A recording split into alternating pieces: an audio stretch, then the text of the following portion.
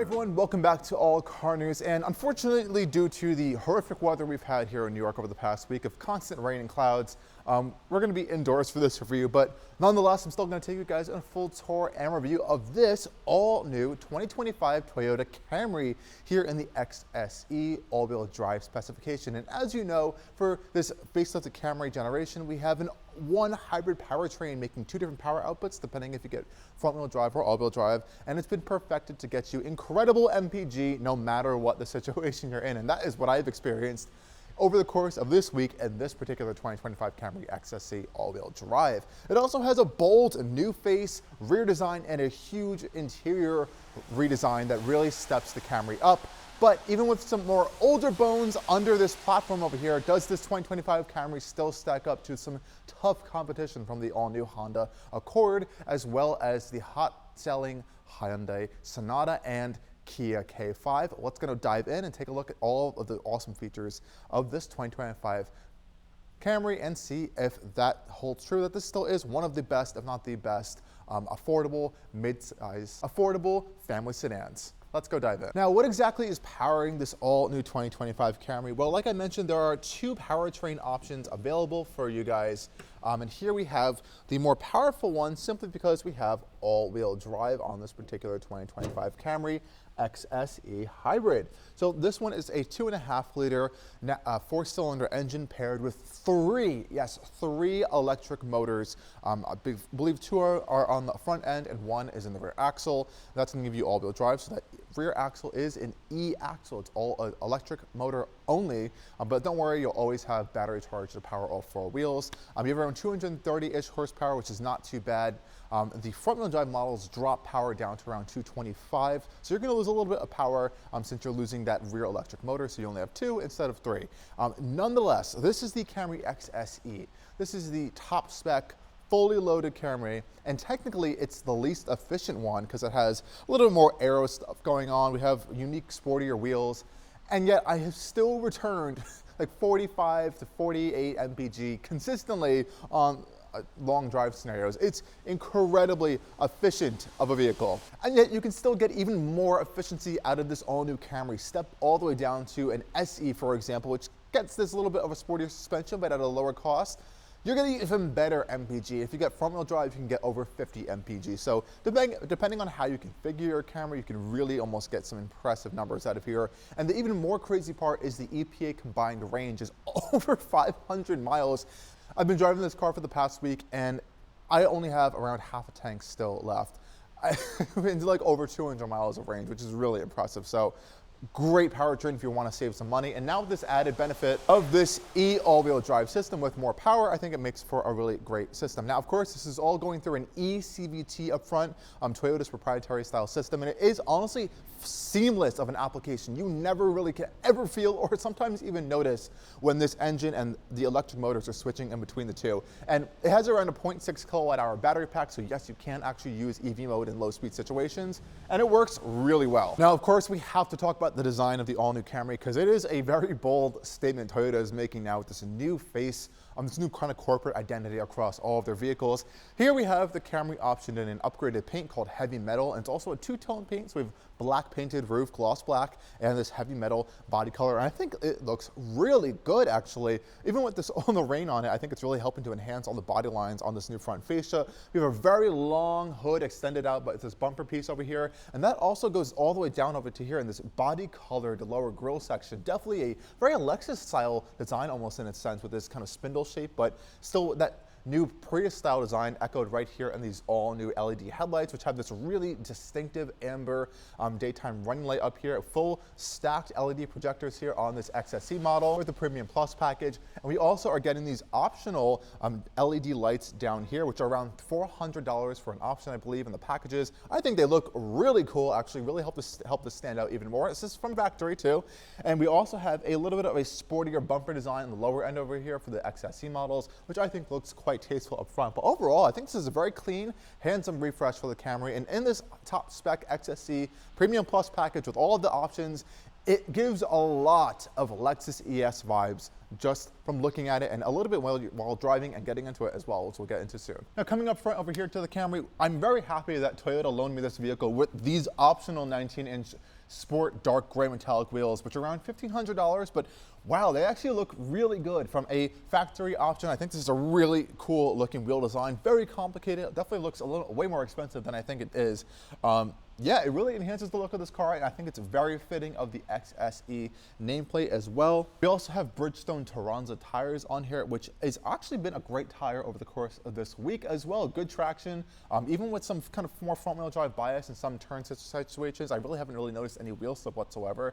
I don't know if that's due to the Camry's great traction system or the grip of these tires, but they also don't produce a lot of road noise on the highway as well, which is a great plus, and they feel pretty comfortable going over bumps. So good tire and wheel choice, honestly, on this Camry XSE. Now, coming around to the rear of the 2025 Camry, you can definitely start to tell a little bit more that it's not an all-new vehicle from the ground up. It's more of like a really heavy facelift, especially on the side panel and the doors. Pretty much the same, yes. But back here, we have all new taillights and a lot of new design elements over here that personally, I think feels very Lexus ES, which is a very similar vehicle to this, and I don't think that's a bad thing at all. I love this black gloss spoiler here we have on the XSE trim, as well as the gloss black accent that hides the Camry badge spelt out here that blends into these C-shaped LED taillights, which I think look very premium actually for the Camry, so I'm kind of happy they put that on here.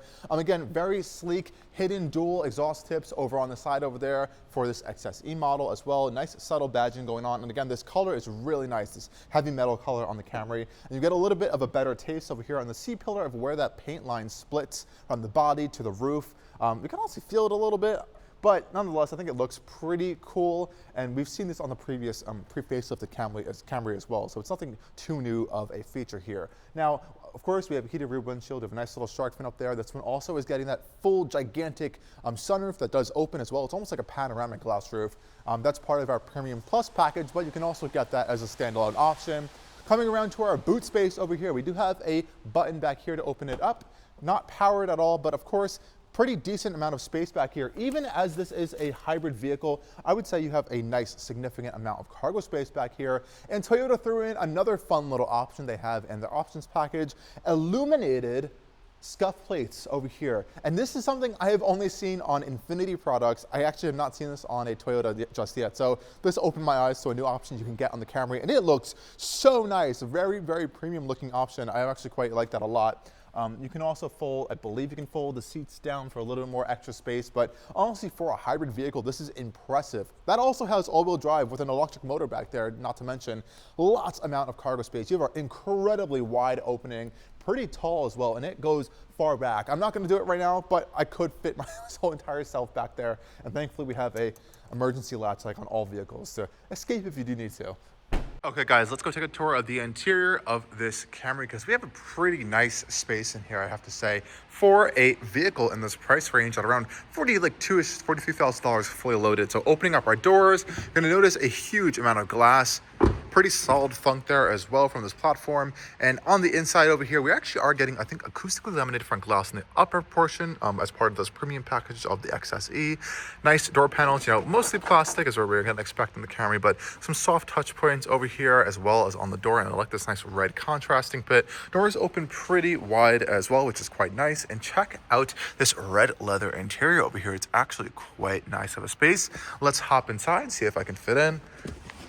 Keep in mind, I am 6 feet tall and I'm sitting behind myself now. Actually is pretty good. I would say I have a decent amount of leg room, knee room, and foot room. It's a little bit narrow down there, but I do have foot space. We have nice storage cubbies behind both front driver and passenger, which is a nice touch. We do have 2 air vents back here with a control, though we do have 2 USB-C ports down there as well, which is a nice touch to have some charging devices in. Otherwise, it's pretty roomy back here. We do have that full panoramic glass. Well, I want to say fully panoramic. We have a pretty big glass roof over here that extends pretty much almost up into where I guess my face is. But thankfully, it does leave some room back here for headspace. So I have, I would say, about 1 inch or 2 of headspace actually. We have LED lights back here so it doesn't get too dark. Fold down the center armrest over here. We got 2 cup holders as well, which is a nice touch. And the seats themselves are pretty comfortable. They have good support, I would say, and thigh support. We have good leg support actually, and just sitting in them is pretty comfortable. And yes, I actually can sit completely back because this is a regular sedan and not some sort of sport back that has a little bit of a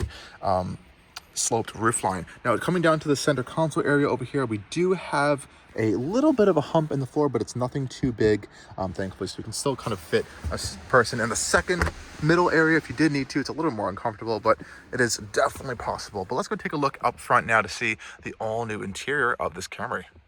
Let's go take a look at the front end of the 2025 Camry. We do have keyless access up here, no folding mirrors, but we do have blind spot. Let's hop inside. Pretty nice wide door opening here, and we can go inside of our Camry. Again, nice treatment on the door panels. Here we got some kind of perforated design up here, which is pretty nice.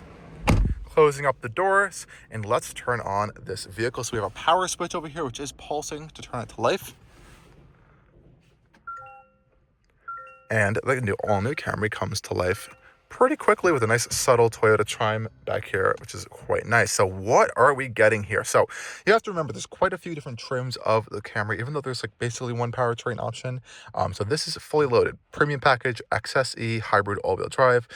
Base Camry trims are going to get a smaller screen on both areas, but since we have the fully loaded one, we're going to get dual 12.3-inch displays. Now, I just came out of a Toyota Land Cruiser, exact same two displays, so this is going to be a familiar setup here on the new Toyota vehicles. But first off the bat, we have this all-new steering wheel design for the Camry. It's definitely interesting. I actually don't mind it anymore. I didn't really like it in the first pictures. It looked a little bit out of place, but in use, in practice, it's quite comfortable. Actually, we do have paddle shifters to control our e-CVT, which I don't honestly recommend using. They don't really work too well, but otherwise the steering wheel itself is nice. It is heated. We have automatic heating actually, so you can have 2 stages or set it on auto, which is pretty nice of a feature. We also have this little kind of pass-through hole over here and some buttons as well. So our left hand side are some volume controls, right hand side is your Toyota Safety Sense 3.0 systems and adaptive cruise control, and some mode selection switches. And of course this 12.3 digital cluster over here is quite nice in its resolution. It's a little bit has a little bit of some fade to it in some angles, but I think it's fine. The one issue with it, even though it's a fine cluster, is just so complicated to use. I've complained about this in the Land Cruiser, a host of other Toyota products that I've experienced with them, even Lexus's products. It's just too much stuff going on in here, and we'll get to that in a little bit. I want to get to the rest of the interior first.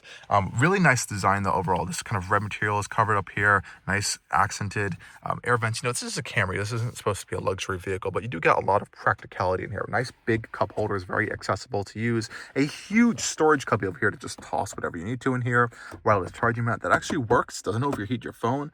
We have a USB-A and 2 USB-C ports over here, which are illuminated, which is a nice touch. Nice slim air vents, and I love all the physical controls for our climate systems over here. I love that Toyota. I want to see that on more products, especially on the Lexus side. We also have ventilated front seats, which is a really nice luxury feature as part of this Premium Plus package. Automatic climate control, of course, dual zone up here. Nice shifter. I like that they retained a normal style shifter. I think people still like that. Feels very solid as well. We have a sport mode for our e-CVT as well. You can manually shift from here, which is a nice touch. 3 drive modes, eco, normal, and sport. We also have a brake hold EV mode when you can access that at low speeds, as well as our electronic parking brake over here. Now, this side of the vehicle is a little bit more on the interesting side in terms of design. This is an interesting like waterfall piece over here that doesn't feel super sturdy in some scenarios. And I'm not too sure how I feel about this gigantic piece of gloss black, like strided plastic on the dash here. It isn't my favorite design touch, but the Premium Plus package does add in this little subtle ambient light strip under here and this white, soft white light you can see at night. Just turn the light off for you guys to see that a little bit better. It's a nice little accented touch there, but again, it's a Camry, not supposed to be a luxury vehicle. So this is a really fully spec'd out version. You can also see that with this 9-speaker JBL premium audio system, which we have speakers all over the place in this Camry, and it actually sounds quite good. It actually quite impressed me over this week of testing.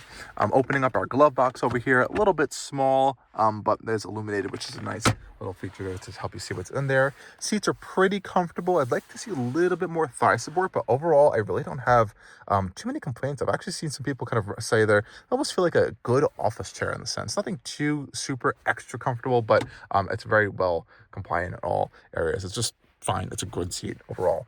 Now let's get to one of my complaints here is this screen. So this screen just has too much stuff in it, I think. So one of the main things you can do is you can have it in 2 dials, this center dial or a speedometer. You can also cycle through kind of 3 kind of preset menus, I would kind of say you can have them set up in different ways. Otherwise, you can hold down OK, as you can see on the left hand side. You can change this little centerpiece to all these different options as well. You can go to your right hand side, change all of those. So a lot of customizability here, which I think is quite nice. Same thing goes with the left-hand side. It's only when you get into this setting menu, which it just gets too much stuff. And I know my cars, I know my safety systems, but there are so many abbreviations in here that are not explained that I actually had to look them up. It's crazy. You can kind of make it out from the little icon here, but this is a lot of stuff to shove in here. It'd be nice to see this in the infotainment system, where it's a little bit more easy to kind of navigate things. And you can't do any of this really while you're driving. A lot of it locks out, which you shouldn't be doing while driving, but if you needed to change something on the fly, that'd be nice. We also have our proactive safety control system here, which can control sensitivity. Even more acronyms. You have speed assist, deceleration assist, and obstacle avoidance assist. I believe that one is lane departure alert, and there's all more settings within all of these, which is pretty crazy. Then you can go to your meter settings on here. This is all navigating this little D-pad over here, which you have to hold to access. And this changes, let's see, we can change our meter type.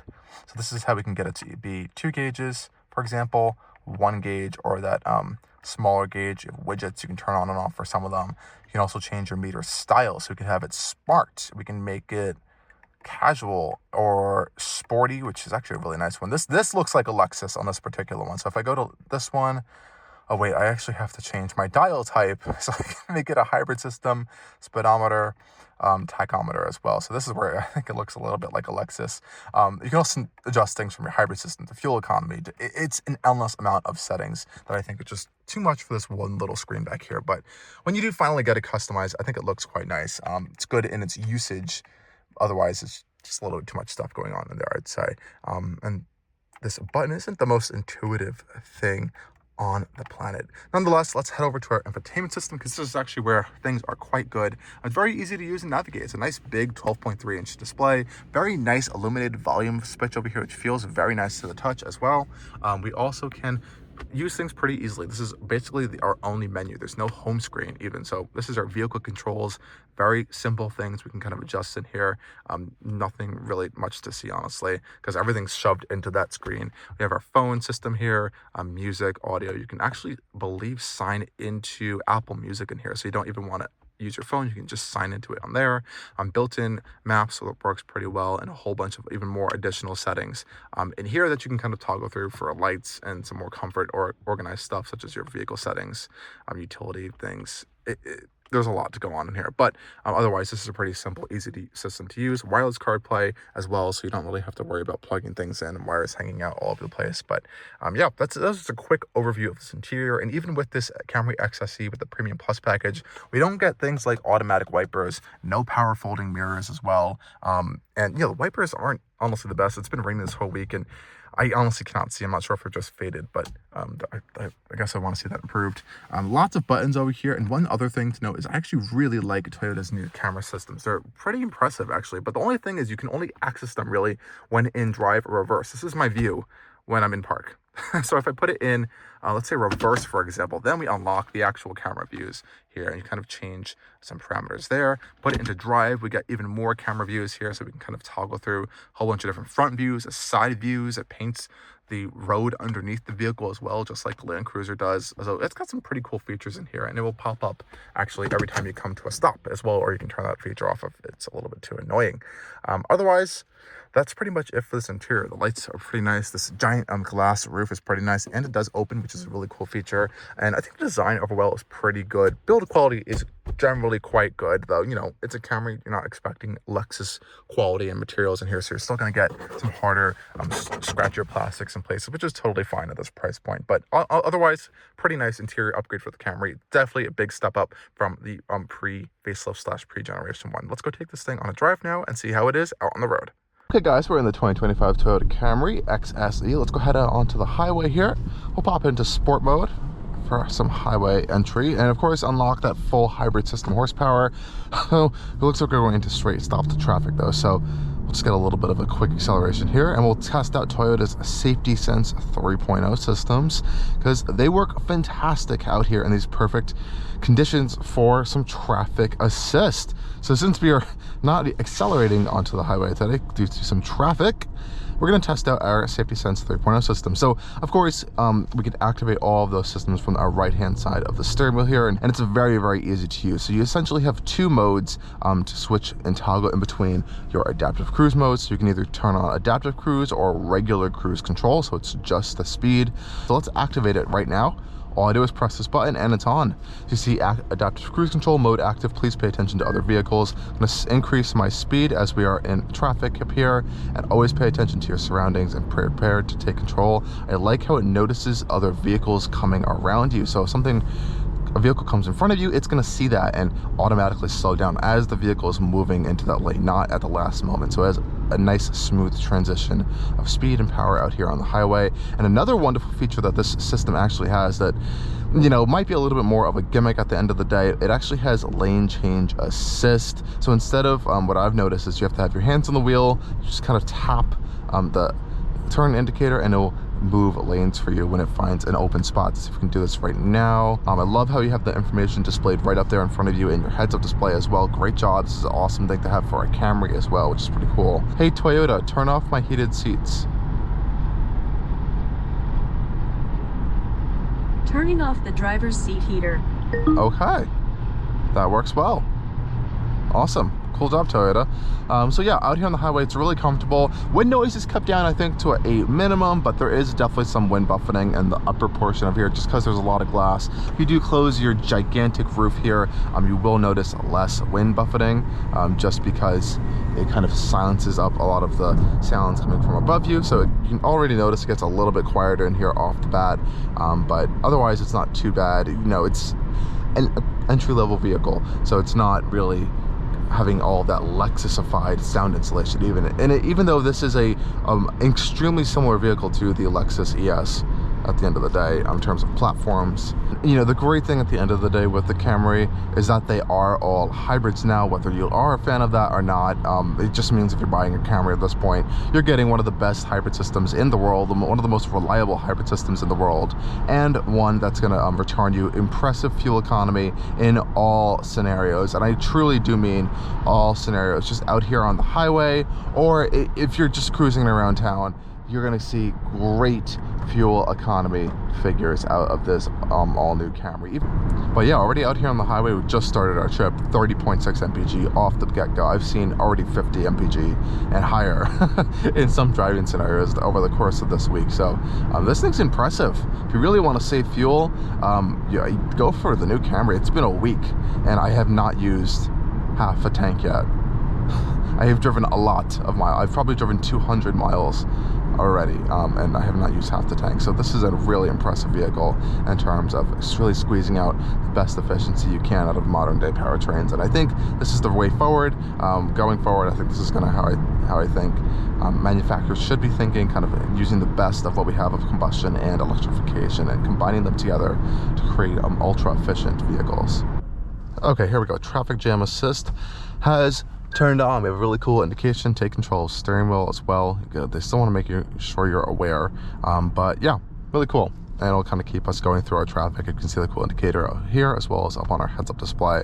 Now I can actually take my hands off the wheel for a second, but of course always pay attention, have them ready, because you never know what could happen in a traffic scenario. I guess this is a good moment to show that you can actually change your meter style as well. You can go hybrid, you can have a speedometer, or the tachometer that we've been using. I guess we'll pop on the hybrid system mode. You can also change it to meter style. So I could do sporty, I could do tough, I could do smart. Lots of cool designs actually on here. And you can also change your type. So I can have 2 gauges as well. But the second you go into drive, you lose the capability of editing of this as a safety feature. Toyotas and a lot of Japanese automakers do this.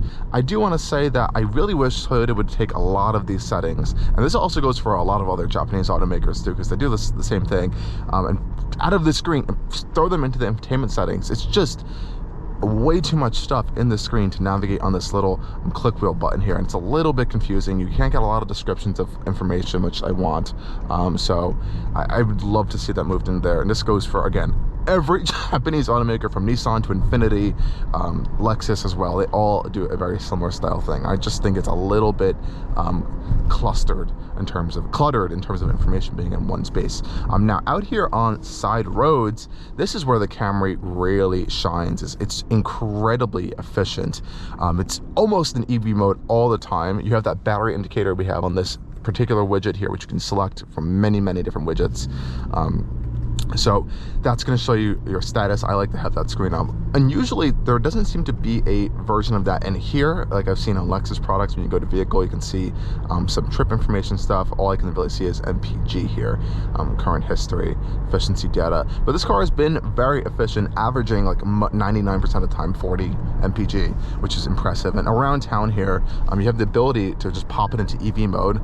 When you're at a lower speed. This is too high of a speed for EV mode for it right now, but it works. It's so smooth. It's really a smooth vehicle, especially in EV mode, and you really can get some incredible efficiency numbers. If you're driving around your local area, low speeds, especially in the residential area, you can just pop it into EV mode if you have battery and drive along your way, and it really gonna save you a lot of fuel. And it's nice that you have a battery pack just big enough that allows you to do an EV mode application, which is really cool. You couldn't do that in the Land Cruiser because it just didn't have a large battery pack, and the electric motor is strong enough to move that giant beast around in just a short amount of time for electric only, even though it could in like very short scenarios.